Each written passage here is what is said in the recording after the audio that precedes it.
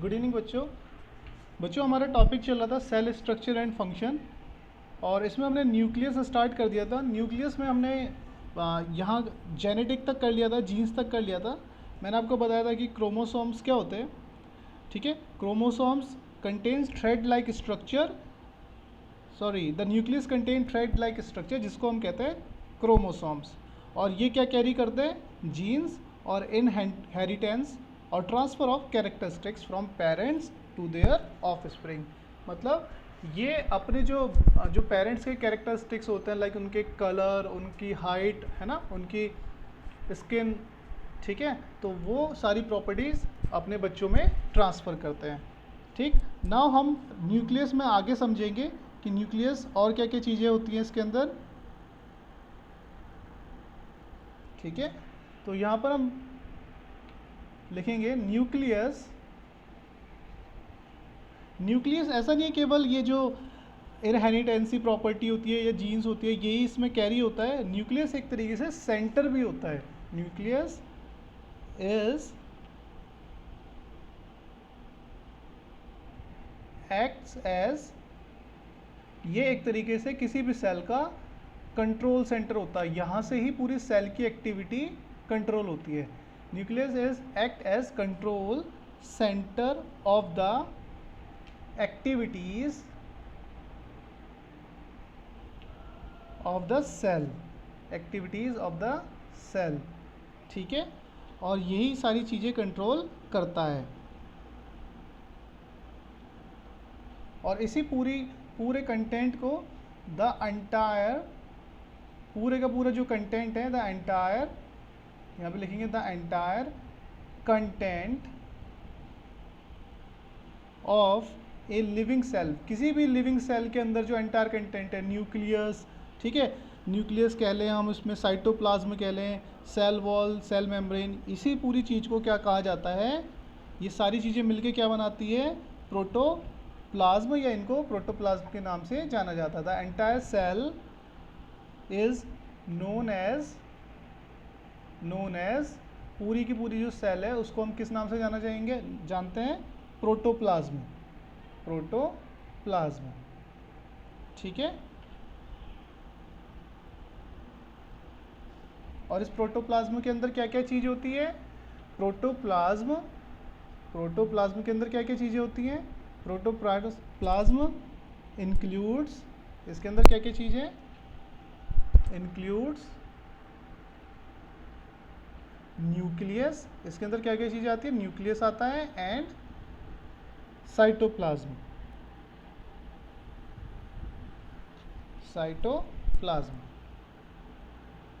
तो इसी प्रोटोप्लाज्म के अंदर न्यूक्लियस और साइटोप्लाज्म दोनों चीज़ें आती हैं। ठीक है, और इस प्रोटोप्लाज्म को नोट करके लिख लीजिएगा। प्रोटोप्लाज्म को क्या कहा जाता है? प्रोटोप्लाज्म इज नोन एज, इसे किस नाम से भी जाना जाता है? Known as living substance of cell. मतलब सेल को जो चीज़ जिंदा रखती है उस नाम से, लिविंग सब्सटेंस ऑफ सेल। तो याद रखना बच्चों, लिविंग सब्सटेंस ऑफ सेल किसे कहा जाता है? प्रोटोप्लाज्म। तो ये प्रोटोप्लाज्म को ही सेल का लिविंग सब्सटेंस कहा जाता है। Protoplasm of the cell is living substance, is known as living substance of the cell. ठीक है, इसके बाद हम समझेंगे कि क्या होता है कि अगर प्रोटोप्लाज्म ना हो या फिर सेल मेम्ब्रेन ना हो तो उससे क्या किसी सेल पे असर पड़ता है। ठीक है, तो देखिएगा, ठीक है, आगे इसमें लिखिएगा, अगर ये आपने लिख लिया is known as the living substance of the cell, आगे इसमें लिखिए नोट करके, यहाँ पे नोट करके लिखिएगा। देखिए बेटा, the nucleus of the bacteria cell is not well organized like the cells of the multicellular organism। ठीक है, इसका मतलब क्या हुआ कि जो मल्टी सेलुलर ऑर्गेनिज्म होते हैं उनके अंदर जो न्यूक्लियस होता है बहुत अच्छे से ऑर्गेनाइज होता है, जबकि जो बैक्टीरिया होते हैं, जो बैक्टीरियल सेल होती है उसके अंदर न्यूक्लियस अच्छे से ऑर्गेनाइज नहीं होता। ठीक है, और उसके अंदर सेल मेम्ब्रेन भी, न्यूक्लियर सेल मेम्ब्रेन भी नहीं होती है। न्यूक्लियर सेल मेम्ब्रेन मैंने आपको बताया था ना, जो न्यूक्लियस और साइटोप्लाज्म को अलग अलग करती है, ठीक है।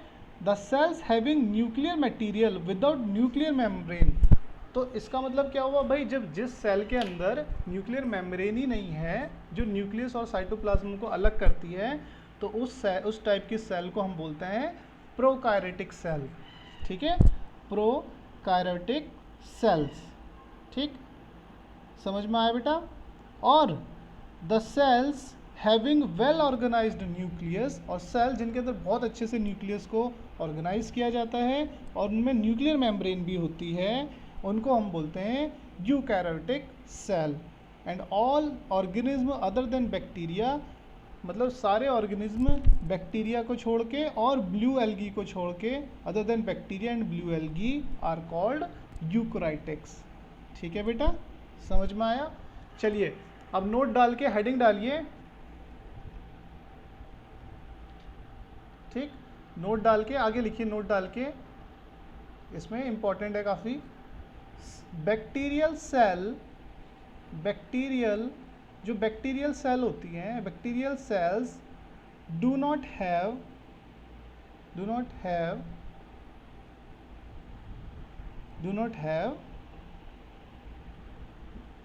ऑर्गेनाइज्ड न्यूक्लियस, उनके अंदर ऑर्गेनाइज्ड न्यूक्लियस नहीं होते, do not have organised nucleus and nuclear membrane. Nuclear membrane आपको पता है क्या होता है, मैंने इसको ऊपर डायग्राम में आपको बताया हुआ है, जैसे मैं आपको दिखा देता हूँ एक बार, देखिए बेटा, न्यूक्लियर मेम्ब्रेन मैंने आपको बताया था ना, देखिए ये हमारा साइटोप्लाज्म है, ये न्यूक्लियस है, तो न्यूक्लियस और साइटोप्लाज्म को जो ये ब्लू से कलर की लेयर जो अलग कर रही है, देखिए अंदर का येलो न्यूक्लियस और बाहर का साइटोप्लाज्म, इसको ब्लू कलर की लेयर अलग अलग कर रही है, तो इस लेयर को बोलते हैं न्यूक्लियस मेम्ब्रेन, ठीक है। तो क्या होता है, हमारा जो बैक्टीरियल सेल होती है उनके अंदर ना तो वेल ऑर्गेनाइज्ड न्यूक्लियस होता है और ना ही उसमें न्यूक्लियर मेम्ब्रेन होती है, ठीक है, ना ही उसमें क्या होती है, न्यूक्लियर मेम्ब्रेन। तो हम इस टाइप के जो सेल हैं उसको क्या बोलते हैं,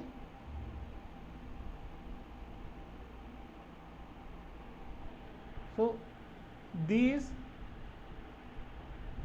type, सर नो सर ये जो है सर वहाँ पे आएगा ना यूट्यूब पे, हाँ, these type of cell known as, इस टाइप की जो सेल है इसको कैसे जानते हैं, known as, लिखिएगा बेटा, प्रोकायरेटिक सेल, सर ये क्या लिखा है, सर ये क्या लिखा है, प्रोकार्योटिक, बेटा डू नॉट हैव कार्योटिक सेल्स। देखिए मैंने आपको बताया बेटा, जो बैक्टीरियल सेल्स होती है ना, इसमें जो न्यूक्लियस होता है, bacterial cell do not have organise nucleus, इसमें और न्यूक्लियस भी अच्छे से ऑर्गेनाइज नहीं होता और उसमें न्यूक्लियस मेम्ब्रेन भी नहीं होती है, ठीक है, न्यूक्लियर मेम्ब्रेन भी नहीं होती। न्यूक्लियर मेम्ब्रेन मैंने आपको ऊपर डायग्राम अभी दिखाया था, एक बार दोबारा से दिखा देता हूँ। देखिए बेटा, न्यूक्लियर मेम्ब्रेन क्या होती है, ये बाहर जो ग्रीन कलर का साइटोप्लाज्म है और अंदर न्यूक्लियस है, इसको सेपरेट करती है। ये ब्लू कलर की जो लेयर दिख रही होगी आपको, ये हमारी न्यूक्लियर मेम्ब्रेन होती है, ठीक है। तो ये जो बैक्टीरियल और सेल्स होती है ना, इनके अंदर ये न्यूक्लियर मेम्ब्रेन नहीं होती, तो जिसके अंदर ये न्यूक्लियर मेम्ब्रेन नहीं होगी उसको हम कहते हैं प्रोकार्योटिक सेल्स, ठीक है, समझ में आया बेटा। तो उनको हम क्या कहेंगे, प्रोकार्योटिक सेल्स। प्रो मतलब होता है इसका, यहाँ पे आप लिखेंगे हम, प्रो मीन्स क्या होता है, प्रो मीन्स, ठीक है, प्रो मीन्स क्या होगा, प्रिमिटिव, पहले, प्रो मीन्स होता है प्रिमिटिव, प्रिमिटिव मतलब पहले, प्रिमिटिव, और कार्योन मतलब क्या होता है, यहाँ पर जो ये कार्योन है, प्रो मतलब हो गया प्रिमिटिव, और यहाँ पर हम लिखेंगे एंड कार्योन मीन्स, है ना, इसका नाम है ना प्रोकार्योटिक। तो कार्योन्स मीन्स क्या होता है, कार्योन मीन्स न्यूक्लियस, कार्योन्स मीन्स होता है मीन्स न्यूक्लियस, प्रो मतलब पहले एंड कार्योन मीन्स न्यूक्लियस। तो जिसमें न्यूक्लियस से पहले क्या ना हो, लेयर ना हो, न्यूक्लियर मेम्ब्रेन ना हो, उनको हम बोलते हैं बैक्टीरियल सेल्स। और इनमें इस टाइप की सेल्स को हम किस नाम से जाना जाता है? प्रोकार्योटिक सेल्स के नाम से जाना जाता है। इसका एग्जाम्पल आप लिखिएगा यहाँ पर। एग्जाम्पल जैसे कि आप लिख लीजिए बैक्टीरियल सेल, जितने भी बैक्टीरिया होते हैं bacterial sales, and green algae, और जो हरे कलर की एल्गी होती है, ये दोनों इसके एग्जाम्पल हैं। Bacterial cell and green algae, both are the examples.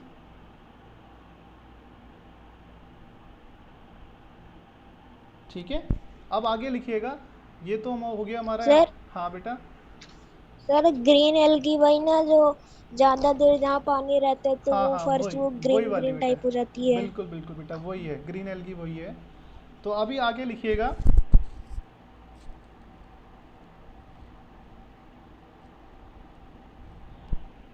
All organism, आगे लिखिए ऑल ऑर्गेनिज्म, सारे organism, all organism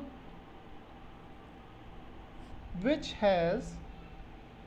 has well organized, जिसके अंदर well organized क्या हो? which has well organized nucleus, जिसके अंदर well organized nucleus हो, and nucleus membrane भी हो, and nucleus membrane भी हो, जो बहुत अच्छे से well organized, जिसके अंदर न्यूक्लियस हो और न्यूक्लियर मेम्ब्रेन भी हो, known as this type of cell, this यहाँ पे लिखा है, ये this लिखा है, ठीक है।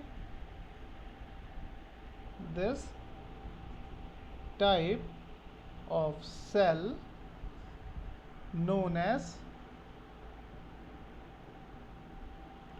इस टाइप की जो सेल होती है इसको क्या कहते हैं हम? यूकैरियोटिक सेल्स, यूकैरियोटिक सेल्स, ठीक है, यूकैरियोटिक सेल्स, ठीक है बेटा। यहाँ पर जो यू है इसका मतलब क्या है? यू मीन्स यू मीन्स ई है, ये ई और यू है, फिर यू मीन्स क्या होता है बेटा? ट्रू, ठीक है। यू मीन्स क्या हो गया? ट्रू, मतलब जो है, सच है।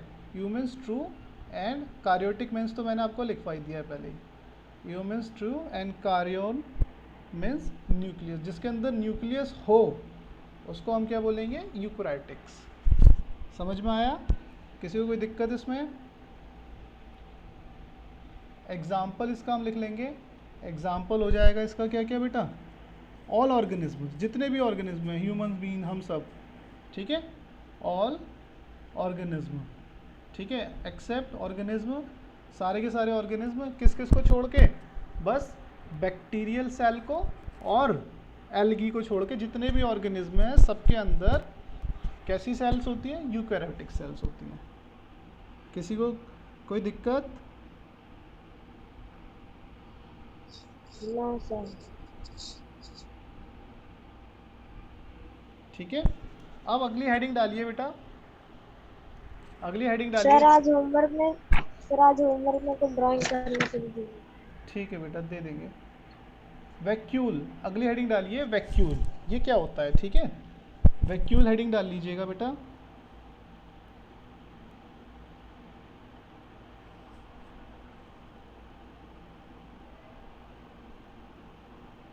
ठीक है, वैक्यूल क्या होता है?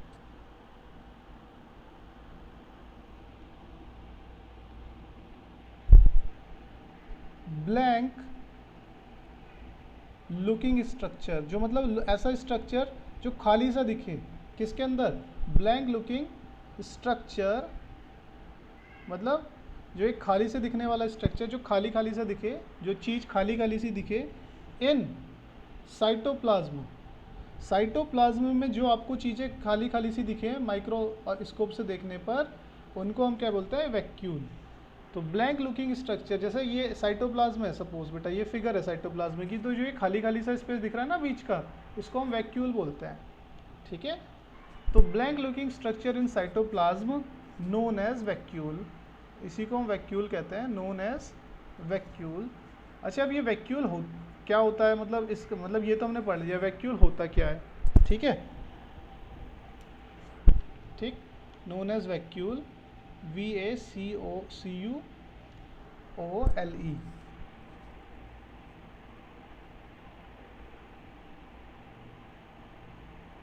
ठीक है। अगर हम बात करें ये बड़े किस में होते हैं, छोटे किस में होते हैं, तो plant cell has bigger vacuole. ठीक है, प्लांट सेल के अंदर बड़े बड़े वैक्यूल हो सकते हैं। Plant cell has bigger vacuole. और हम बात करें एनिमल्स की, और यहाँ पे लिखेगा एनिमल, वाइल मतलब जबकि, वाइल एनिमल सेल, जो एनिमल होते हैं, animal cells have smaller vacuoles. Animal cell के अंदर कैसे वैक्यूल्स होते हैं, स्मॉलर वैक्यूल्स। जबकि जो एनिमल सेल्स होती हैं उसके अंदर छोटे वैक्यूल्स होते हैं। मतलब हम इंसानों के अंदर, जानवरों के अंदर छोटे वैक्यूल्स होते हैं, प्लांट्स के अंदर बड़े वैक्यूल्स होते हैं।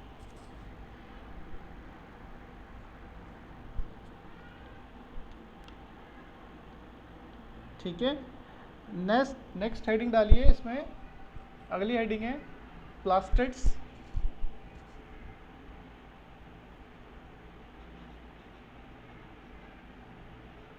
Plastids, next heading plastids. देखिए प्लास्टिड्स क्या होते हैं।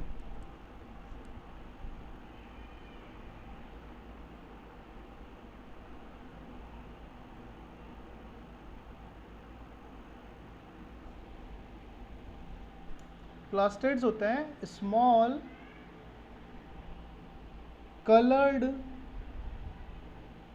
Coloured bodies in cytoplasm. Cytoplasm के अंदर जो छोटी छोटी कलर्ड बॉडीज होती है, जो छोटे छोटे कलर वाली चीज़ें दिखती हैं साइटोप्लाज्म के अंदर, उसको हम क्या कहते हैं, प्लास्टाइड्स कहते हैं। Small colour bodies in cytoplasm known as plastids. ठीक है, उन्हीं को हम प्लास्टिड्स कहते हैं। They are of different colours, some of them contain green pigment called chlorophyll और ग्रीन कलर प्लास्टाइड्स। तो ये केवल एनिमल्स के, ये केवल प्लांट्स के अंदर ही होते हैं बेटा। ठीक है, समझ में आया बेटा। और इनके अंदर ये अलग अलग कलर के होते हैं। ठीक है, देखिए अगर ये ग्रीन कलर के हो जाए, अगर इनमें ग्रीन पिगमेंट हो जाए, कलर हो जाए, तो इनको क्लोरोफिल कहते हैं। ठीक है बेटा, समझ में आया बात, समझ में आ गई बात सबको। They are of different colours, ये अलग अलग कलर के हो सकते हैं। They are of different colours, ये अलग अलग कलर्स के हो सकते हैं। ठीक है, सम ऑफ देम, इनमें से कुछ, सम ऑफ देम कंटेन, इनमें से कुछ के कलर जो हैं ग्रीन हो सकते हैं। Some of them contain green colour, इसमें से कुछ के कलर ग्रीन कलर के हो सकते हैं। ठीक है, ग्रीन पिगमेंट। ठीक है, जिसको हम क्या कहते हैं, क्लोरोफिल। इसमें से कुछ के कलर ग्रीन कलर हो सकते हैं, जिसको हम क्या कहेंगे, क्लोरोफिल। जिसको हम क्या बोलते हैं, जिसको हम क्लोरोफिल। तो आपको भी समझ में आया होगा बेटा क्लोरोफिल होता क्या है और कहाँ पे मिलता है। देखिए साइटोप्लाज्म के अंदर जो छोटे छोटे ग्रीन कलर की बॉडीज़ होती है उनको प्लास्टिड्स कहते हैं। छोटी छोटी कलरफुल बॉडीज़ होती है उनको प्लास्टिड्स कहते हैं। और अगर ये ग्रीन कलर की हो जाए तो ये क्लोरोफिल कहलाती हैं। अगर इनके कलर जो है वो ग्रीन कलर हो जाए तो इनको क्या कहेंगे, क्लोरोफिल। ठीक है, तो अभी हम यहाँ पे बात करें जिसमें अगर ग्रीन पिगमेंट होता है जिसको हम क्लोरोफिल कहते हैं, और ग्रीन कलर्ड जो प्लास्टाइड्स होते हैं, और जो ग्रीन कलर के जो प्लास्टाइड्स होते हैं, green coloured plastids are known as, उनको हम क्या कहेंगे, नोन एज क्लोरोप्लास्ट। उनको हम कहते हैं बेटा क्लोरोप्लास्ट। तो ग्रीन कलर के याद रखिएगा, जो ग्रीन कलर के पिगमेंट्स किसी साइटोप्लाज्म के अंदर मिलते हैं उनको हम बोलते हैं क्या, क्लोरोफिल। ठीक है, ग्रीन कलर के पिगमेंट को। और ग्रीन कलर के जो प्लास्टाइड्स होते हैं उनको हम क्या बोलते हैं, क्लोरोप्लास्ट कहते हैं। किसी को कोई दिक्कत इसमें?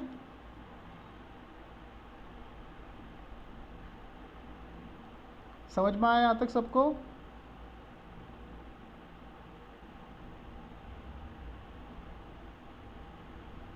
सर ठीक है। और आपको पता है बेटा कि जो पेड़ पौधों में क्लोरोफिल होता है वो पेड़ पौधों के लिए कितना ज़रूरी होता है ना?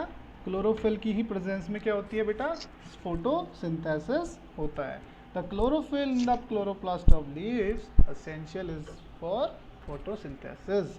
जो क्लोरोप्लास्ट जो क्लोरोफिल होता है क्लोरोप्लास्ट के अंदर, वो बहुत ज़्यादा ज़रूरी होता है फोटोसिंथेसिस के लिए। तो यहाँ पर आपका चैप्टर कंप्लीट हो गया है। कल हम लोग इसकी एक्सरसाइजेस करेंगे, ठीक है, और एक नया चैप्टर स्टार्ट कर देंगे। बेटा क्लोरोप्लास्ट है CHLO, स्पेलिंग थोड़ी सी यहाँ पे सही कर लेना, CHLO, ठीक है, स्पेलिंग एरर हो गई है यहाँ पर, CHLORAPLASTS, क्लोरोप्लास्ट। सर सही लिखी थी, हाँ एल मैंने था। एल था उसमें, चलिए ठीक है, अगर गलत है तो दोबारा से इसको सही कर लीजिएगा। Sir homework